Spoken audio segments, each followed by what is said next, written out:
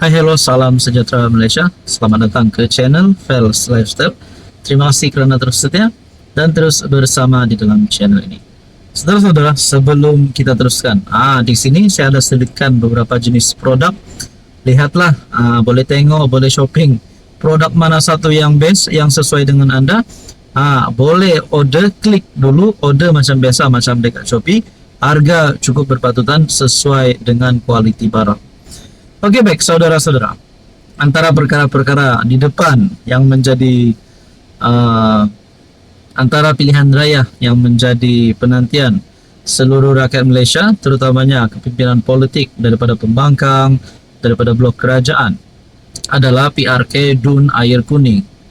Akhirnya Perikatan Nasional dalam satu keputusan, PN umum calon PRK DUN Air Kuning selepas 20 Mac. Saya tertanya-tanyalah bagi PRK DUN Air Kuning. Kita imbas kembali pada PRU 15 yang lepas, di mana KJ antara selepas PRU 15, Khairi Jamaluddin antara yang sudah keluar daripada UMNO, ditendang keluar daripada UMNO. Begitu juga Mahathir yang kalah teruk pada PRU 15. Saya tertanya-tanya, KJ hari ini tidak mempunyai parti, manakala Mahathir pula berkawan dengan Perikatan Nasional. Adakah sekiranya Perikatan Nasional akan mengumumkan calon PRK bagi DUN Air Kuning pada selepas 20 Mac ini? Adakah Tun Mahathir mempunyai harapan untuk menjadi calon? Mungkin tidak mustahil juga. Begitu juga kepada Khairi Jamaluddin. Adakah KJ yang mempunyai pengaruh yang besar dan juga sosok pemimpin yang disegani dan dikenali ramai? Adakah beliau mungkin boleh ditarik masuk dalam Perikatan Nasional? Sekaligus tawaran beliau masuk PN adalah ditawarkan untuk menjadi calon PRK DUN Air Kuning. Mungkin itu tidak mustahil juga kan? Nah, saudara-saudara, sedangkan hari ini KJ belum lagi menyertai mana-mana parti. Mungkin KJ akan menyertai blok kerajaan, tapi kalau KJ menyertai blok Perikatan Nasional, blok pembangkang, rasanya itu pun tidak mustahil juga.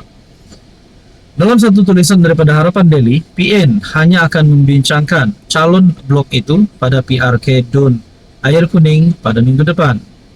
Ketua Pengarah Pilihan Raya PN, Muhammad Sanusi, berkata, senarai panjang calon sudah diterima, melibatkan setiap sayap parti untuk diteliti. Setakat ini banyak calon dikemukakan dan belum disenarai pendekkan nama calon berkenaan. Jadi tuan-tuan dan puan, menurut Anda melalui komen saya sebentar tadi, KJ ataupun Mahathir, adakah mereka mempunyai harapan untuk jadi calon bagi PRK DUN Air Kuning ini, ataupun mungkin menjadi calon bagi PRK seterusnya, ataupun mungkin mereka berdua ini buat parti baru saja? Mungkin bersama dengan Syed Saddiq rasanya, ataupun mungkin bersama dengan Hisham Jalil, ataupun mungkin Hishamuddin Husin. Nah, saudara-saudara, berkaitan dengan ini apa komen Anda? Hai, hello, salam sejahtera Malaysia. Selamat datang ke channel Fels Lifestyle. Terima kasih kerana terus setia dan terus bersama di dalam channel ini. Setelah kita dikejutkan dengan beberapa siri, beberapa cerita tentang rasuah, antara yang disebut ramai, yang terbaru melibatkan bekas Perdana Menteri ke-9. Jadi beberapa siri, beberapa episod rasuah yang sudah kita dengar, bukan setiap hari, tapi hampir setiap masa ada saja berita tentang rasuah. Setelah pendedahan mengejutkan yang melibatkan bekas Perdana Menteri ke-9, rupanya selain PM9 yang disiasat, satu lagi pendedahan terbaru. Gempar, SPRM sahkan 2 kertas siasatan dibuka terhadap Sapura. Nah, lagi ada satu cerita, satu lagi berita tentang melibatkan SPRM membuka kertas siasatan. Jadi saudara-saudara yang saya hormati, sebelum kita teruskan, di sini saya ada selitkan beberapa jenis produk. Anda boleh lihat, tengok macam biasa. Shopping dekat sini pun boleh, tidak masalah. Mana satu yang ngam di hati, Mana satu yang ngam di mata, boleh klik produk itu, order macam biasa, macam dekat Shopee. Harga cukup berpatutan sesuai dengan kualiti. Jadi tuan-tuan dan puan yang saya amat hormati, adakah satu lagi episod rasuah ataupun satu lagi siri rasuah yang mungkin melibatkan ratusan juta, melibatkan berbilion-bilion ditemukan, ataupun mungkin ada lagi serbuan berlaku yang melibatkan berita ini? SPRM membuka 2 kertas siasatan terhadap syarikat Sapura Energy Berhad selepas didakwa terbabit kes rasuah dan penyelewengan. Sumber memberitahu siasatan dibuat selepas SPRM menerima maklumat berhubung salah laku membabitkan syarikat tersebut. Difahamkan, siasatan ini berdasarkan siasatan awal yang dibuka SPRM pada penghujung 2023 yang turut melibatkan tuntutan-tuntutan yang dibuat syarikat berkenaan. 2 kertas siasatan ini dibuka menjurus kepada kegiatan pengubahan wang haram dan penyelewengan membabitkan. Tuntutan sekitar 2018 ketika syarikat itu dikenali sebagai Sapura Kencana Petroleum Berhad. Selain jenayah rasuah, siasatan juga akan memberi fokus kepada isu kelemahan tata kelola dan kelemahan pengurusan. Sementara itu, Ketua Pesuruhjaya SPRM Tan Sri Azam Baki mengesahkan perkara itu, memaklumkan kertas siasatan dibuka mengikut Akta SPRM 2009 dan Akta Pencegahan Wang Haram dan Pencegahan Pembiayaan Keganasan EMLATF PUAA 2001. Semalam Perdana Menteri berkata suntikan dana kepada SEB bukan satu bentuk bailout, sebaliknya untuk membentuk vendor yang terkesan akibat masalah keuangan yang dihadapi syarikat berkenaan. Ya saudara-saudara, kita nantikan saja apa yang akan berlaku. Apa komen Anda?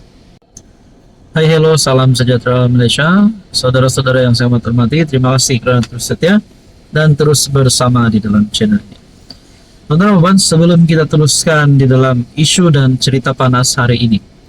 Cerita panasnya adalah menyebut 14 MP bakal lompat. 14 MP UMNO bakal melompat tajuknya.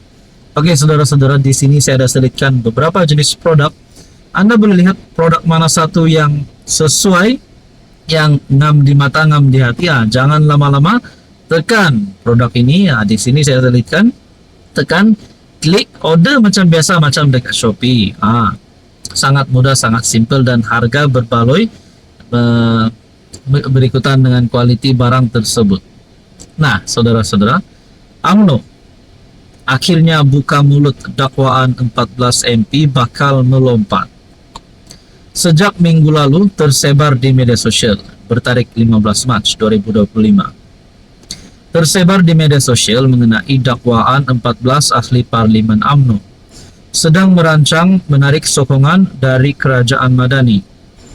Susulan itu, ahli parlimen Jelebu, Datuk Seri Jalaluddin Alias, menafikan perkara itu, menegaskan bahwa ia adalah cerita tidak benar yang saban tahun dimainkan pihak tertentu.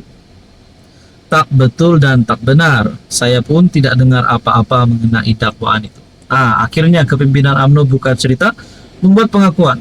Tapi kalau ada 14 MP ini, Zahid Hamidi sebagai Presiden UMNO, Zahid Hamidi sebagai pengerusi Barisan Nasional, dan juga sebagai nombor 2 tertinggi di dalam kerajaan, yaitu timbalan Perdana Menteri. Kalau benar ada 14 MP ini, sila dedahkan. Tapi kepimpinan UMNO pun sudah menafikan perkara ini.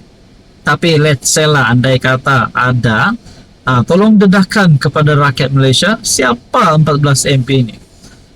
Kalau ada, sudah pasti mereka akan satu-satu didenda, perlu membayar RM 100 juta seperti mana perjanjian yang telah dibuat sebelum ini oleh UMNO. Dan kalau ada pun, siapakah ahli parlimen ini? Mungkin ada yang kata ahli parlimen bodoh yang menarik kerajaan, menarik sokongan daripada kerajaan. Kalau betul pun, kalau ada pun 14 MP ini, beranikah mereka Adakah mereka sanggup untuk membayar RM 100 juta? Nah, saudara-saudara, kita pun tidak tahu siapa 14 MP ini, dan kita pun tidak tahu wujud atau tidak, ataupun ini hanya sentimen ataupun satu isu yang dimainkan daripada pembangkang, kita pun tak tahu lah. Jadi kalau ada pun 14 MP ini, 14 darab 100 juta sudah berapa duit, geng? Banyak. Jadi kenapa nak tarik sokongan lagi dan sebagainya? Saudara-saudara yang saya hormati, apa komen Anda?